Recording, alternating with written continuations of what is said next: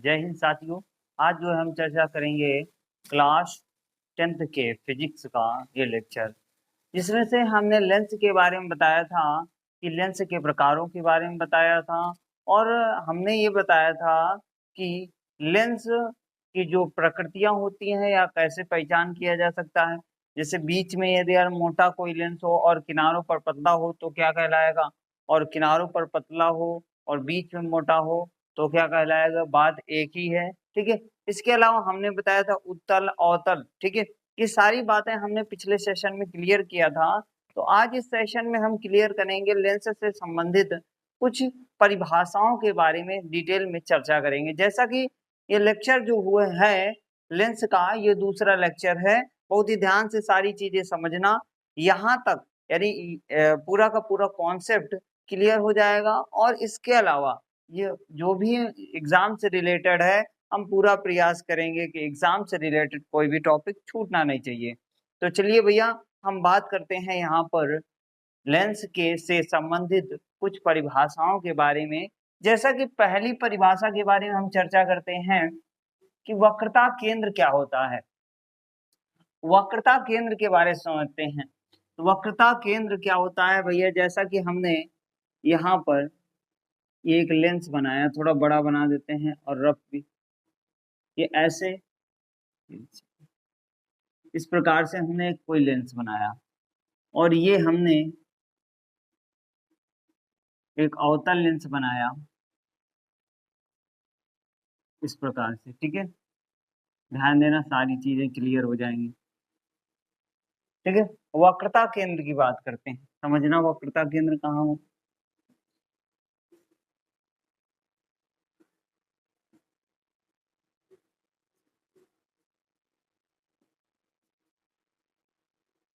थोड़ा गोल नहीं हो सकता, लेकिन फिर भी हम समझाने का प्रयास करेंगे सारी चीजें, ताकि कोई भी कॉन्सेप्ट छूटे ना। ठीक है। गोल उतना नहीं हो पाएगा, लेकिन फिर भी हमें समझना है बातों। ठीक है। अब देखो, समझना बिल्कुल ध्यान से, वक्रता केंद्र क्या होता है। लेंस के पृष्ठों के केंद्र को, लेंस के पृष्ठ जो हैं, ये लेंस के जो पृष्ठ हैं, इनके केंद्रों को क्या कहेंगे, वक्रता केंद्र कहेंगे। ठीक है, क्या कहेंगे, वक्रता केंद्र कहेंगे। लेंस के पृष्ठों के केंद्र को वक्रता केंद्र कहते हैं। ध्यान देना, बात को समझना। इस लेंस का जो वक्रता केंद्र होगा वो किधर की ओर होगा, इधर C1 होगा, और ये C2 होगा। इसका ये C1 होगा और इसका ये C2 होगा। ठीक है। अर्थात कहने का मतलब ये है, वक्रता केंद्र कितनी होंगी, दो होंगी। कितनी होंगी, दो होंगी। ठीक है। यानी इस पृष्ठ के लिए, इस पृष्ठ के लिए वक्रता केंद्र ये, और इस पृष्ठ के लिए वक्रता केंद्र ये। इस पृष्ठ के लिए वक्रता केंद्र ये, और इस पृष्ठ के लिए वक्रता केंद्र ये। बात क्लियर हुई। तो क्या होगी, सबसे पहले यहाँ हम बात करते हैं वक्रता केंद्र। लेंस के वक्र पृष्ठों के केंद्र को, लेंस का ये जो वक्र पृष्ठ है इसके केंद्र को वक्रता केंद्र कहते हैं। लेंस के वक्रता केंद्रों को, लेंस के वक्रता केंद्र या पृष्ठों के केंद्र को वक्रता केंद्र की परिभाषा क्या होगी, लेंस के वक्र पृष्ठों के केंद्र को वक्रता केंद्र कहते हैं, पहली बात। दूसरी बात, यहां समझना, वक्रता केंद्र कितने होते हैं, दो होते हैं। ये C1 C2, C1 C2। ठीक है, दो वक्रता केंद्र हुए। तो ये हमें बात क्लियर हुई कि नहीं क्लियर हो क्या। लेंस के वक्र पृष्ठों के केंद्र, वक्र पृष्ठ मतलब इस गोलाकृत संरचना में जो पृष्ठ होगा उसे वक्र पृष्ठ कहते हैं। तो पहली बात क्लियर हुई।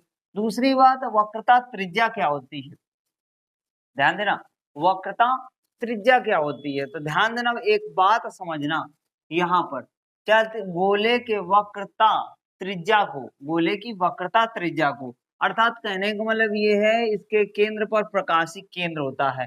क्या, ऑप्टिकल सेंटर होता है। ऑप्टिकल सेंटर के बारे में अभी चर्चा करेंगे, ओ से डिनोट करते हैं, फिर बाद में चर्चा करेंगे। यहाँ पर इसका प्रकाशिक केंद्र ओ होता है। तो दूसरे शब्दों में यदि हम बोले त्रिज्याएं कैसे को परिभाषित कैसे किया जा सकता है, तो इसको हम समझते हैं। कहने का मतलब यह है, प्रकाशिक केंद्र और वक्रता केंद्र के बीच की दूरी को वक्रता त्रिज्या कहते हैं। क्या? प्रकाशिक केंद्र और वक्रता केंद्र के बीच की दूरी को वक्रता त्रिज्या कहते हैं। इसमें भी इसे r से प्रदर्शित किया जाता है। यदि इधर की ओर मेजर करें तो क्या होगा? r1, इधर की ओर मेजर करें तो r2 होगा, है ना। इसी प्रकार इसमें भी मेजर करें तो यहाँ केंद्र से यहाँ तक किससे प्रदर्शित करेंगे? r1, इसमें मेजर करें तो r2। ठीक है, समझ में आई बात? r1 r2 वाली यानी वक्रता त्रिज्याएं समझ में आ गई कि नहीं आ गई? अर्थात कहने का मतलब यह प्रकाशिक केंद्र और वक्रता केंद्र के बीच की दूरी को वक्रता त्रिज्या कहते हैं, दूसरे शब्दों में। इसके अलावा हम बात करते हैं मुख्य अक्ष क्या होता है। मुख्य अक्ष का मतलब होता है जिस तरफ उसका मुख होता है, यानी मुख होता है अर्थात जहां से प्रकाश की किरणें, जिधर से प्रकाश की किरणें डाली जाती हैं उसे क्या कहते हैं? मुख्य अक्ष कहते हैं। जैसे हम यहाँ पर फ्रंट में खड़े हैं तो हमारे मुख यानी मुख इधर की ओर है, कैमरे की ओर है, अर्थात ये हमारा क्या है? मुख्य अक्ष है। क्या है? मुख्य अक्ष। तो वैसे ही इसमें भी मुख्य अक्ष होता है। मुख्य अक्ष का मतलब सामने वाला जो भाग होता है उसी को मुख्य अक्ष बोलते हैं। तो मुख्य अक्ष की बात करते हैं, लेंस के दोनों गोलीय पृष्ठों के वक्रता केंद्रों को मिलाने वाली रेखा। अर्थात कहने का मतलब ये है, ये वक्रता केंद्र और प्रकाशिक यानी ये और ये, ठीक है, इनको मिलाने वाली रेखा क्या कहलाती है? मुख्य अक्ष कहलाती है। जैसे हमने लाइन यहाँ खींचा तो ये क्या कहलाएगा? मुख्य अक्ष। यहाँ हमने इस सेंटर से इस सेंटर की ओर खींचा तो ये क्या कहलाएगा? मुख्य अक्ष। बात समझ में आई? मुख्य अक्ष जहां से प्रकाश की किरणें अंदर की ओर इंटर होती हैं या अंदर की ओर जाती हैं वही मुख्य अक्ष कहलाता है। अर्थात मुख्य अक्ष नहीं है तो वो प्रकाश अपवर्तित नहीं होगा, यदि मुख्य अक्ष है तो प्रकाश अपवर्तित होगा। ठीक है, बात समझ में आई कि नहीं आई? ठीक है, ठीक है। अब देखो आगे हम बात करते हैं मुख्य अक्ष कितने प्रकार के होते हैं। तो मुख्य अक्षों में से हम बात करेंगे मुख्य अक्ष लेंस के दोनों गोलीय पृष्ठ। मतलब मुख्य अक्ष तो होता एक ही प्रकार के है, लेकिन यहाँ पर कहने का मतलब ये है दो वक्रता केंद्रों से होकर गुजरता है। अर्थात C2 से C1 की ओर गुजरता है, इसमें C1 से C2 की ओर गुजरता है, यही होता है मुख्य अक्ष। इतनी बात क्लियर हुई? ठीक है, अब बात करते हैं प्रकाशिक केंद्र, ऑप्टिकल सेंटर। जैसा कि हमने बताया था ऑप्टिकल सेंटर कहाँ होता है? तो ऑप्टिकल सेंटर जो होता है वो लेंस के मध्य भाग में होता है, लेंस के बीचों बीच। इसे O से डिनोट किया जाता है। किससे? O से प्रदर्शित किया जाता है। ऑप्टिकल सेंटर यानी प्रकाशिक केंद्र, समझते हैं ध्यान से। तो प्रकाशिक केंद्र लेंस के केंद्र बिंदु से होकर गुजरने वाली, लेंस के केंद्रीय बिंदु से होकर गुजरने वाली रेखा क्या कहलाती है? प्रकाशिक केंद्र कहलाती है। या लेंस के केंद्रीय बिंदु से होकर गुजरने वाली प्रकाश की किरण प्रकाशिक केंद्र कहलाती है। दूसरे शब्दों में हमने क्या बताया कि लेंस के केंद्रीय बिंदु से होकर गुजरने वाली प्रकाश की किरण को क्या कहते हैं? प्रकाशिक केंद्र कहते हैं। इसे O से प्रदर्शित किया जाता है। पहली बात क्लियर हुई, प्रकाशिक केंद्र बात क्लियर हुई।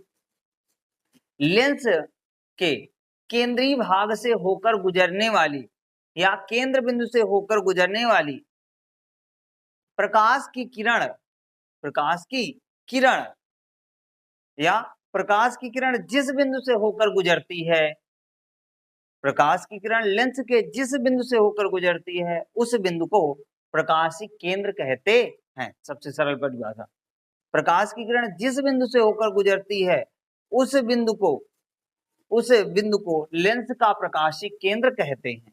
ठीक है, इसे O से प्रदर्शित करते हैं। साधारण शब्दों में भैया लिख सकते हो, है ना। जैसे ये है, यहाँ पर प्रकाशिक केंद्र O है, इसका ये प्रकाशिक केंद्र O है। बात क्लियर हुई? यहाँ तक बात सबको क्लियर हुई? अब देखो इसके बाद कहते हैं फोकस बिंदु। फोकस बिंदु भैया दो होते हैं। फोकस बिंदु कितने होते हैं? दो। जिस प्रकार वक्रता केंद्र दो होते हैं, वक्रता त्रिज्याएं दो होती हैं, वैसे ही फोकस बिंदु भी दो होते हैं। ठीक है, प्रथम फोकस बिंदु, द्वितीय फोकस बिंदु। समझते हैं कौन सा प्रथम होगा कौन द्वितीय होगा। तो सबसे पहले हम बात करते हैं प्रथम फोकस बिंदु क्या होता है। प्रथम फोकस बिंदु, जैसा कि हमने ये चित्र में दिखाया है, ये वाला चित्र जो है इसको देख पा रहे हो कि प्रथम फोकस बिंदु, समझना परिभाषा क्या, प्रथम फोकस बिंदु तो क्या होगी, ऐसा बिंदु जिससे चलने वाले प्रकाश की किरण, ऐसा बिंदु जिससे चलने वाले प्रकाश की किरण, ऐसा बिंदु जिससे चलने वाले प्रकाश की किरण मुख्य अक्ष के समांतर हो जाती हैं। क्या, ऐसा बिंदु जिससे चलने वाली प्रकाश की किरण मुख्य अक्ष के समांतर हो जाती हैं या मुख्य अक्ष के समांतर आती हुई प्रतीत होती हैं, मुख्य अक्ष के समांतर आती हुई प्रतीत होती हैं, उसे उस बिंदु का प्रथम फोकस कहते हैं। समझना, फिर से ध्यान से बात को समझना। क्या हमने बताया था, एक ऐसा बिंदु जिससे चलने वाली प्रकाश की किरण, ऐसा बिंदु जिससे चलने वाली प्रकाश की किरण मुख्य अक्ष के समांतर जाती हुई या आती हुई प्रतीत होती है। जाती, इसमें भैया जाती हुई तथा आती हुई प्रतीत होती हैं, उसे उस बिंदु का प्रथम फोकस या प्रथम फोकस बिंदु कहते हैं। बात क्लियर हो गई? बात क्लियर, नोट कर लेना इस बात को, ठीक है। आगे हम बात करते हैं द्वितीय फोकस। जैसा कि ये हमने चित्र में दिखाया है द्वितीय फोकस, ठीक है। क्या, मुख्य अक्ष के समांतर चलने वाली प्रकाश की किरण, ध्यान देना, मुख्य अक्ष के समांतर चलने वाली प्रकाश की किरण अपवर्तन के पश्चात जिस बिंदु पर मिलती या मिलती हुई प्रतीत होती है, अपवर्तन के पश्चात जिस बिंदु पर मिलती हुई प्रतीत होती है, ठीक है, या चलती हुई प्रतीत होती है, ऐसे कहो। क्या, मुख्य अक्ष के समांतर चलने वाली प्रकाश की किरण, ठीक है, जिस बिंदु पर मिलती अथवा जिस बिंदु से चलती हुई प्रतीत होती है, उसे उस बिंदु का द्वितीय मुख्य फोकस या द्वितीय फोकस बिंदु कहते हैं। समझ में आ गई बात? यहां पर भैया इसमें क्या हो रहा है, मुख्य अक्ष के समांतर चल रही हैं और अगले किसी बिंदु पर मिल रही हैं। यहाँ मुख्य अक्ष के समांतर जाती हुई प्रतीत होती हैं और ये भी भैया मुख्य अक्ष के समांतर हो जाती हैं। हमने क्या किया, इसको यानी ये जो रेखा थी या जो प्रकाश की किरण थी, इसको हमने पीछे किया और यहाँ पर F2 का मान रख दिया, यानी F2 द्वितीय फोकस कहाँ पर होगा, इधर की ओर होगा। यहां तक बात सारी क्लियर हुई? सभी को क्लियर हो गई कि नहीं क्लियर हुई? यहां तक बात सबको क्लियर हुई?